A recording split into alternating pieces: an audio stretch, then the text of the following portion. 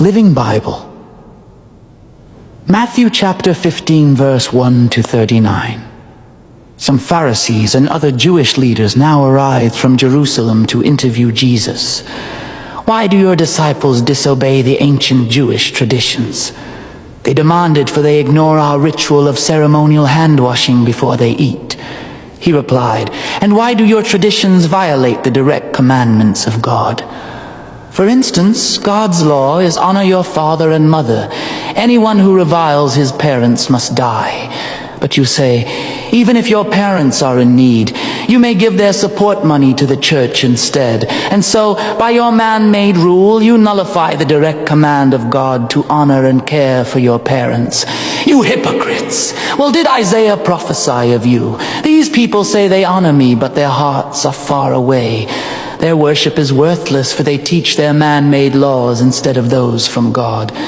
Then Jesus called to the crowds and said, listen to what I say and try to understand. You aren't made unholy by eating non-kosher food. It is what you say and think that makes you unclean.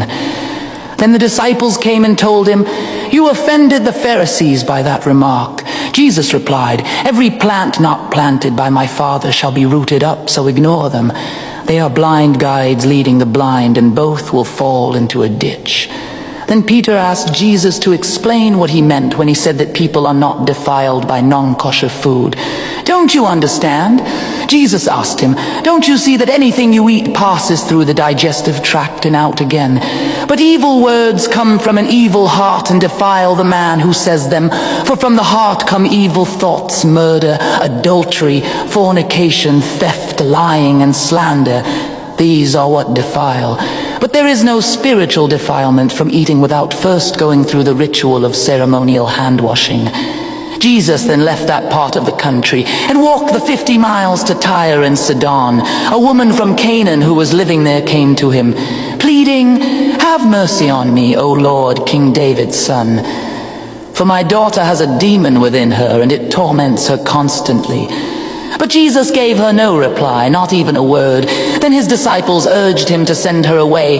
Tell her to get going, they said, for she is bothering us with all her begging. Then he said to the woman, I was sent to help the Jews, the lost sheep of Israel, not the Gentiles. But she came and worshipped him and pled again, Sir, help me. It doesn't seem right to take bread from the children and throw it to the dogs. He said, yes, it is. She replied, for even the puppies beneath the table are permitted to eat the crumbs that fall. Woman, Jesus told her, your faith is large and your request is granted. And her daughter was healed right then. Jesus now returned to the Sea of Galilee and climbed a hill and sat there. And a vast crowd brought him there lame, blind, maimed, and those who couldn't speak, and many others, and laid them before Jesus, and he healed them all. What a spectacle it was. Those who hadn't been able to say a word before were talking excitedly. And those with missing arms and legs had new ones. The crippled were walking and jumping around, and those who had been blind were gazing about them. The crowds just marveled and praised the God of Israel. Then Jesus called his disciples to him and said, I pity these people. They've been here with me for 3 days now and have nothing left to eat. I don't want to send them away hungry, or they will faint along the road. The disciples replied, and where would we get enough here in the desert for all this mob to eat? Jesus asked them, how much food do you have? And they replied, 7 loaves of bread and a few small fish.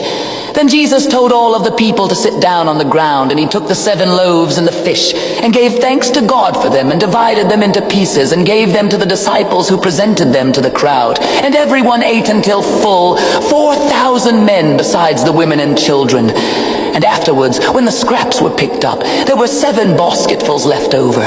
Then Jesus sent the people home and got into the boat and crossed to Magadan.